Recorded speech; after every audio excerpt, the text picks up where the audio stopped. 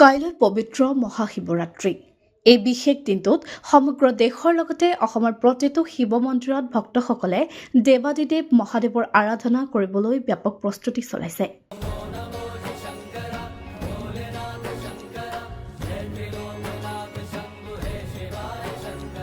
তেজপুৰৰ মহাভৈৰৱ মন্দিৰতো শিৱৰাত্ৰি উপলক্ষে চলিছে ব্যাপক প্ৰস্তুতি। এছিয়া মহাদেশৰ বিখ্যাত শ্ৰী শ্ৰী মহাভৈৰৱ দেৱালয়ত কাইলৈৰ পৰা দুদিনীয়াকৈ মহাশিৱৰাত্ৰিৰ আয়োজন কৰিছে।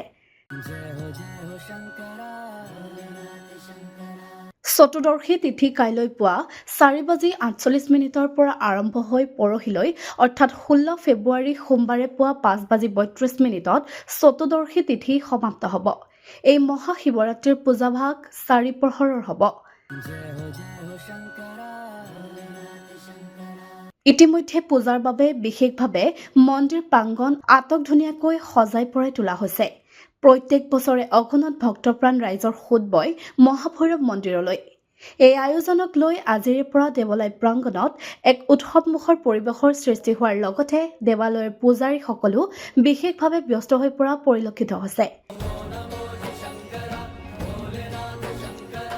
দেৱালয়ৰ চৌপাশ সজাই পৰাই তোলাৰ লগতে হেজাৰ হেজাৰ ভক্তপ্ৰাণ ৰাইজক সেৱা শুশ্ৰূষা কৰিবলৈ দেৱালয় পৰিচালনা সমিতিয়ে ব্যাপক তৎপৰতা অব্যাহত ৰখা পৰিলক্ষিত হৈছে। ভক্তগণৰ সুবিধাৰ্থে মন্দিৰ দৰ্শনৰ বাবে পুৰুষ আৰু মহিলা শাৰীৰ সুকীয়াকৈ ব্যৱস্থা কৰাৰ লগতে মাহ প্ৰসাদ, ভোগ, গাখীৰৰ ভোগ আদিৰো ব্যৱস্থা কৰা বুলি জানিবলৈ দিয়ে মহাভৈৰৱ মন্দিৰৰ পূজাৰীয়ে। 15 তাৰিখ আমাৰ চতুৰ্দশী লাগিব 4:48। তাৰপিছত ৰাতি পূজা 4 প্ৰহৰ পূজা হয়। পূজাভাগ ৰাতি হ'ব। পাছদিনা আপোনাৰ সোমবাৰে 5:32লৈকে চতুৰ্দশী আছে। পূজাৰ অন্তত সকলো ৰাইজক আপোনাৰ প্ৰসাদ বিতৰণ, ভোগ, গাখীৰৰ ভোগ, পায়স এইখিনি আমাৰ বিতৰণ কৰা হয়। সকলো ৰাইজে পায়। এইখিনি আমাৰ মানে চাৰিওপিনে প্ৰস্তুতি চলি আছে।